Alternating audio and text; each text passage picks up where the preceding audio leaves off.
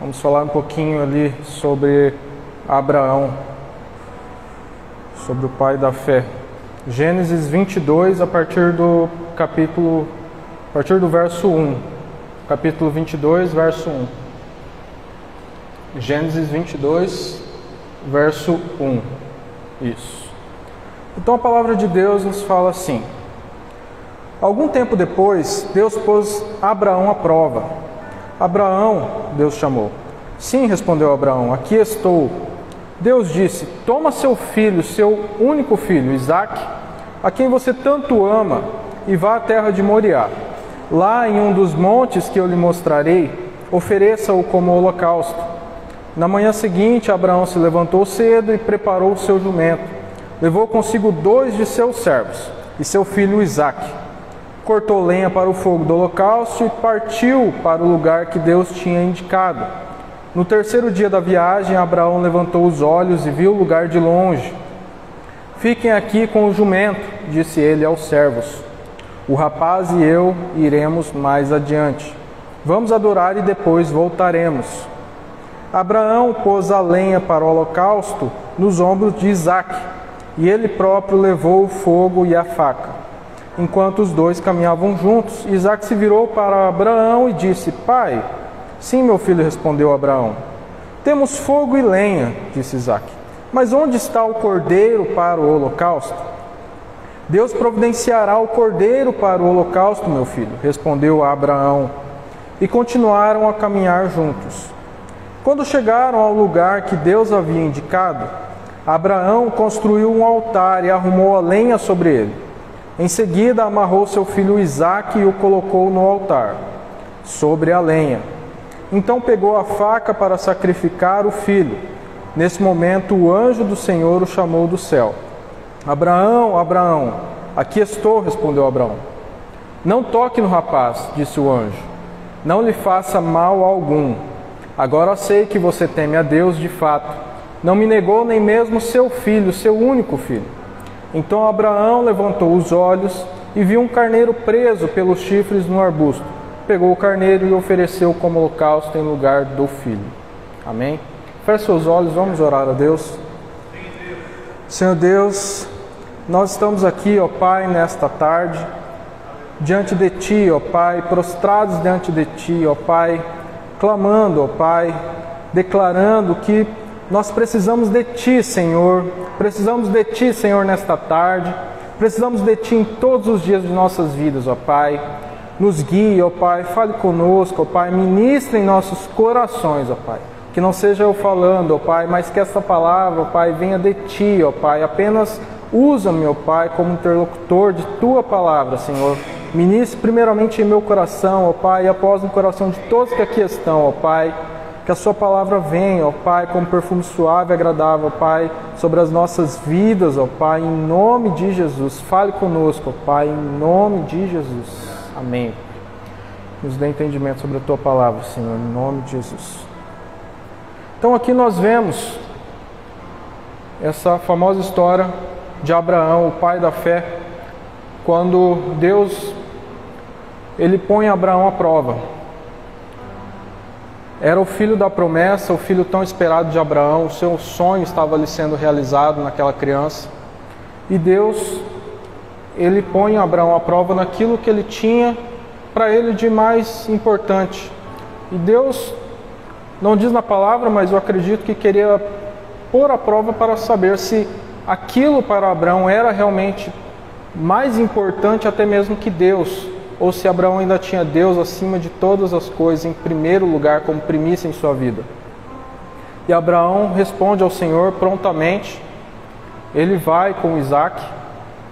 E Abraão, ele não hesita em nenhum momento. Ele faz tudo o que o Senhor ordenou. E no momento em que ele vai obedecer a Deus, segundo o direcionamento de Deus, oferecer seu filho em sacrifício, Deus então ordena que ele pare. Ele escuta o anjo do Senhor ordenando que ele pare, e Deus provê um cordeiro para que seja sacrificado e oferecido em holocausto no lugar do seu filho. Então nós vemos aqui, primeiramente, a obediência de Abraão. obediência total ao Senhor, independente do que estava sendo pedido. Nada era maior do que o amor dele pelo Senhor. Amém? Mas eu gostaria aqui de trazer um outro olhar sobre essa palavra.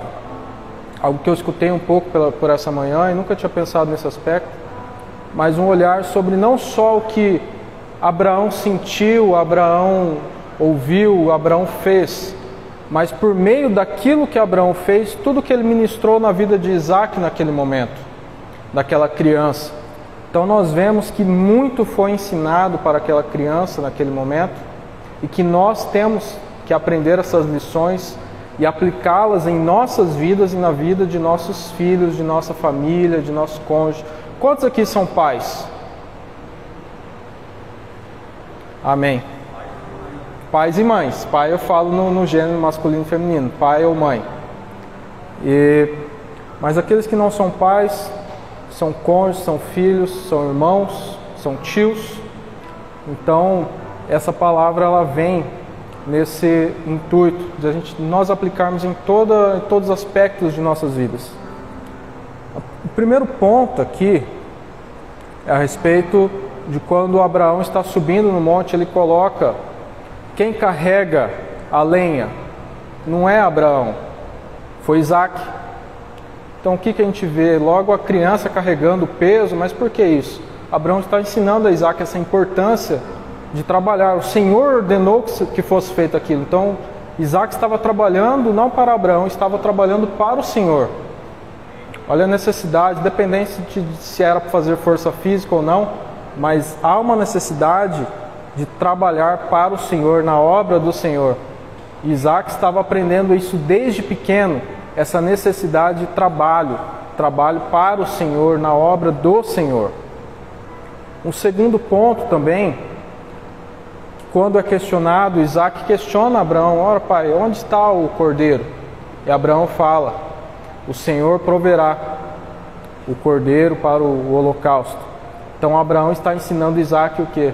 A ter fé, acreditar em Deus, independente das circunstâncias. Eles não viam onde estava o cordeiro, não viam, mas Abraão ensina ao Isaac: tenha fé, Deus irá prover.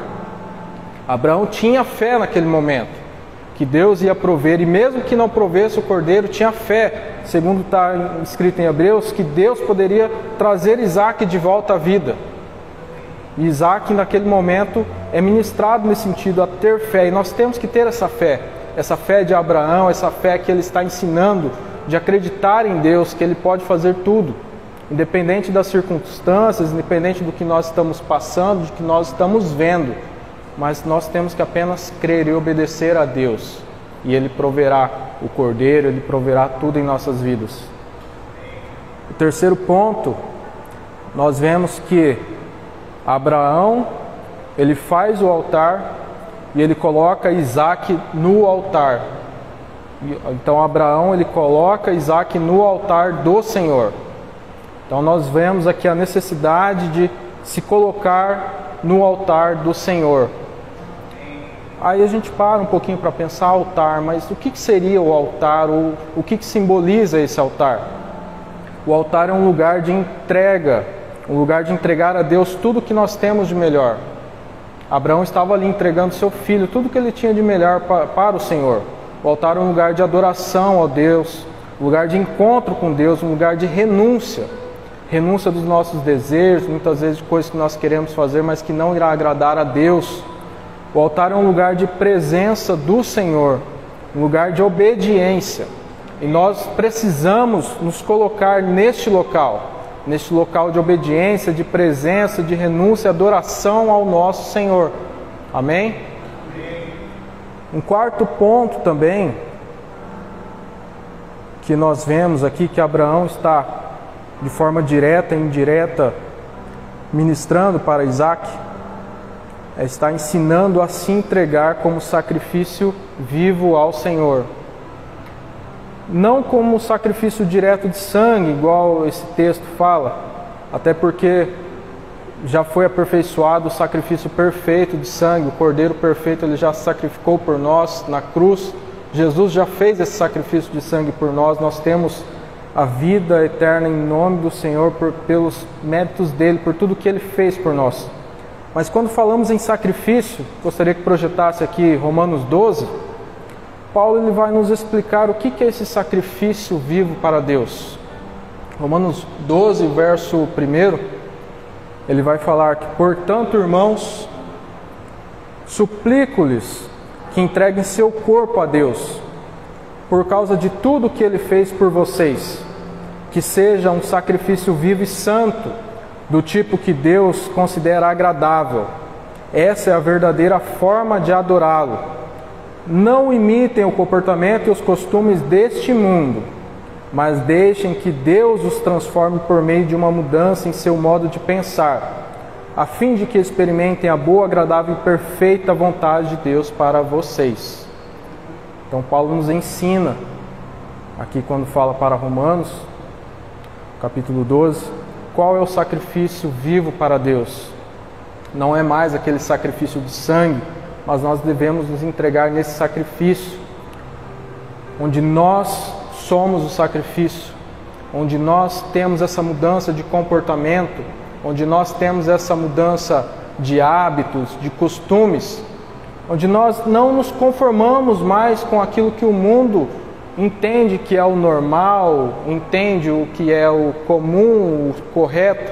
Não, onde nós temos que o normal para nossas vidas é a vontade do Senhor. O correto para nossas vidas é a vontade do Senhor, a palavra do Senhor. Então esse é o sacrifício vivo a qual nós devemos nos entregar, um sacrifício de obediência ao Senhor. Amém? Ontem, não lembro agora se foi ontem ou antes de ontem, a minha menina mais nova, a Isabela, tem 4 anos, e ela me falou uma coisa que me tocou muito e me deixou muito alegre, pelo discernimento que ela teve aos seus 4 anos de idade. Ela estuda numa escola, o meu filho mais velho, Bernardo, estuda em outra. Então primeiro eu busco ela às 5 horas e ele sai às 5h15. Eu busquei ela e quando estávamos chegando na escola do Bernardo, subindo a rampa para buscar ele, ela contando para mim, falando que uma amiguinha da escola dela ia num show que vai ter, uma festa rural que nós sabemos qual é, que está acontecendo na nossa cidade. E ela falou isso, ela falou: papai, a minha amiguinha tal, ela vai no show tal lá. E que bom que você não vai me levar lá. Ela falou: que bom que você não vai me levar lá, porque Deus não gosta, né? Eu falei: não, Deus não gosta. Aí tem outra amiguinha dela que a família é cristã também, tá crente. A amiguinha que a família também é cristã e falou: e fulano de tal também não vai, os pais dela também não vão levar ela. Eu falei: que bom. Olha o discernimento de uma criança aos seus 4 anos de idade. Eu não falei para ela que não poderia ir naquele show, não falei para ela que não poderia ir naquele local. Mas em outras situações nós falamos, nós sempre ministramos na vida dos nossos filhos: isso agrada ao Senhor. Ou na forma que nós falamos: isso deixa papai do céu feliz, isso deixa papai do céu triste. E ela foi com o tempo, já está adquirindo essa percepção de princípios, o que agrada e o que não agrada ao Senhor. Então isso é o sacrifício vivo que nós temos que fazer ao Senhor. Nós temos que agradar ao Senhor. Passa um capítulo, Romanos 13, só para complementar essa parte, que depois eu peguei a Bíblia, estava lendo a leitura diária e passou Romanos 13 e eu vi que esse princípio que estava nela, essa direção dela, está totalmente de acordo com a palavra do Senhor. Romanos 13. Romanos 13, verso 13 fala que uma vez que pertencemos ao dia, vivamos com decência à vista de todos. Não participem de festanças desregradas, bebedeiras, promiscuidade sexual e de práticas imorais. E não se envolvam com brigas nem em invejas. Olha só, ela estava totalmente de acordo com a palavra. Ela nunca leu esse capítulo, ela nem sabe ler ainda. Mas de acordo com os princípios, aquilo que ela ouve, os ambientes que ela frequenta, a igreja, a célula. Ela adquiriu esse princípio de que aquele local não agrada ao Senhor. Nós sabemos que lá tem bebedice, lá tem prostituição, lá tem brigas, lá tem pessoas cometendo crimes. Não é um lugar para um cristão. Nós sabemos o porquê. Na mentalidade dela é porque não agrada o papai, mas nós sabemos o porquê não agrada o papai.